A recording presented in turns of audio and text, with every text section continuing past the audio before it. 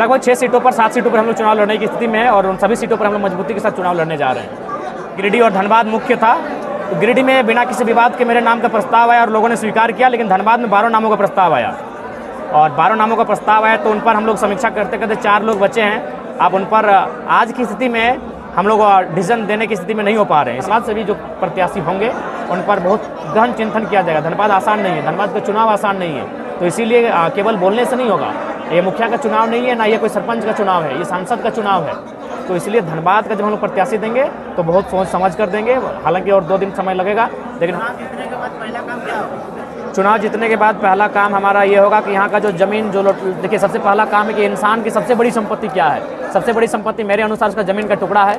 आज जिस प्रकार से धनबाद बोकारो में अतिक्रमण बढ़ रहा है, जिस प्रकार कब्जा बढ़ रहा है, जिस प्रकार से बड़ी बड़ी कंपनियां यहाँ लूट रही है, तो सारी चीज़ों को रोका जाएगा। भूमि अधिग्रहण का जो बिल है उस पर बेहतर चर्चा किया जाएगा ताकि गाँव के व्यक्ति की ज़मीन सुरक्षित रहे।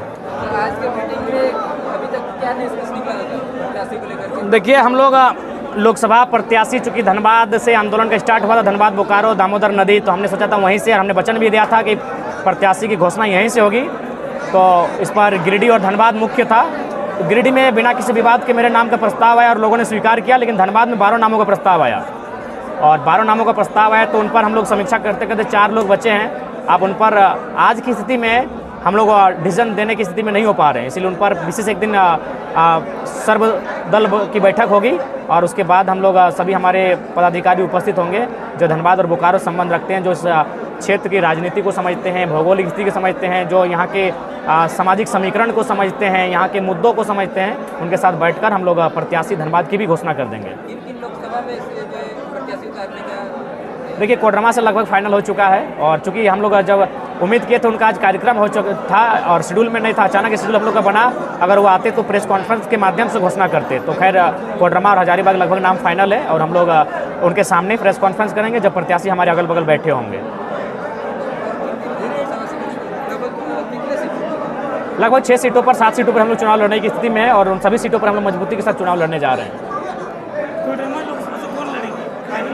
देखिए, लगभग मनोज जो है उनके नामों, मनोज जी उनके नाम की शुमारी बन चुकी है, लेकिन अंतिम मोहर अभी बाकी है और उम्मीद है हजारीबाग से संजय जी की लगभग परिस्थिति सामने आ चुकी है, उनके लड़ने की स्थिति। अब फिर भी जब वो दोनों सामने रहेंगे उनके उपस्थिति में ही प्रेस कॉन्फ्रेंस के माध्यम से घोषणा कर दी जाएगी। देखिए, धनबाद अभी कंफर्म नहीं हो पाया क्योंकि 12 लोगों का नाम आया।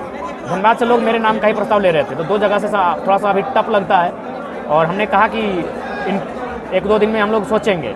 अगर दोनों जगह हम लोग का सिंबल समान रहा तो दोनों जगह से लड़ने की उम्मीद जताई जा सकती है और नहीं रहा तो फिर हम गिरिडीह के को प्रीफर करेंगे, धनबाद को नेक्स्ट चुनाव के लिए प्रीफर करेंगे। लेकिन हमारी गैरहाजिरी में धनबाद से भी जो प्रत्याशी होंगे उन पर बहुत गहन चिंतन किया जाएगा। धनबाद आसान नहीं है, धनबाद का चुनाव आसान नहीं है, तो इसीलिए केवल बोलने से नहीं होगा।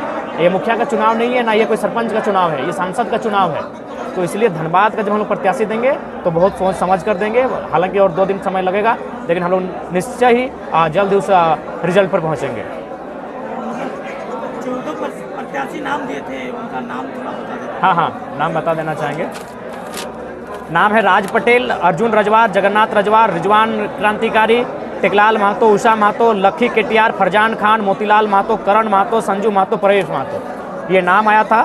और जिनमें हमारे बहुत राज पटेल जी ने कहा कि हम चुनाव लड़ने की इच्छा नहीं रखते हैं, अर्जुन रजवार ने भी कहा कि हम लोग चुनाव लड़ने की इच्छा नहीं रखते हैं, जगन्नाथ रजवार जी ने भी कहा कि वो लोकसभा चुनाव लड़ने की इच्छा नहीं रखते हैं, और हमारे बड़े भाई रिजवान जी से बात हुई, उन्होंने कहा कि हम लोकसभा में आपके साथ रहेंगे, गिरिडीह में रहेंगे। तो फिलहाल वो लोकसभा नहीं लड़ना चाहते, वो विधानसभा के लिए अपने आप को तैयार कर रहे हैं। फिर हमारे खान साहब ने भी वही कहा कि ये गिरिडीह के प्रभारी बने हैं अभी, तो शायद ये चुनाव लोकसभा में प्रत्याशी नहीं बनेंगे।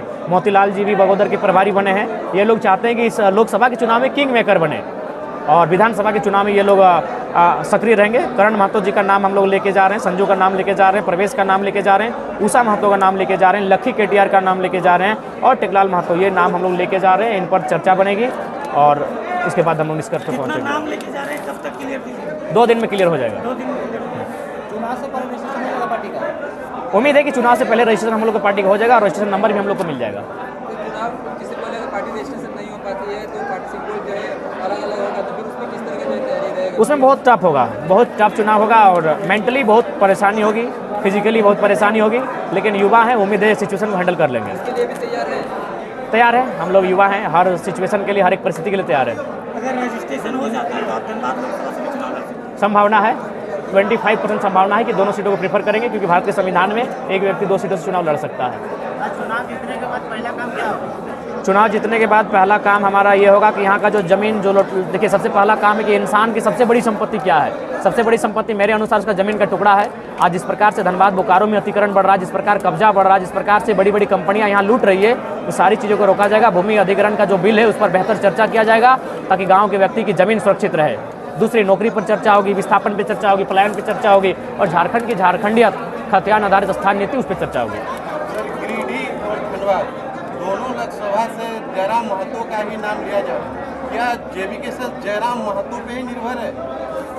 देखिए, निर्भर नहीं है, लेकिन चूंकि मान के चलिए 7 महीने की पार्टी है, तो जब ऐसा भी आप कभी बोल सकते हैं कि 81 जितने भी लोकसभा क्षेत्र है सबसे आप मतलब आप उम्मीदवार के रूप में पेश हो जाइएगा। माने ये आप कह सकते हैं, जिस प्रकार देश के प्रधानमंत्री, राज्य के मुख्यमंत्री, उनके फेस पर चुनाव लड़ा जाता है, तो कह सकते हैं केंद्र अध्यक्ष के नाम पर ही लोकसभा का चुनाव लड़ा जाएगा, और वहाँ प्रत्याशी अन्य होंगे, लेकिन विचारधारा केंद्र अध्यक्ष की ही होगी। आपकी पार्टी अभी तक रजिस्ट्रेशन नहीं हुआ, फिर आपने दावेदारी पेश कर कि 6 जगह से लड़ाई लड़िएगा, अब हर एक जगह अलग अलग सिंबल। आप बिल्कुल उसके लिए तैयार है, मेंटली प्रिपेयर होना होगा, उसके लिए हम लोग तैयार हैं।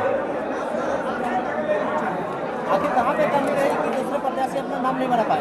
देखिए, दूसरे प्रत्याशी शायद उनमें लोगों के साथ जुड़ने में कमी रही होगी, लेकिन उम्मीद है अभी विधानसभा का चुनाव बहुत दिन है, तब तक उस कमी को वो पूरा कर लेंगे।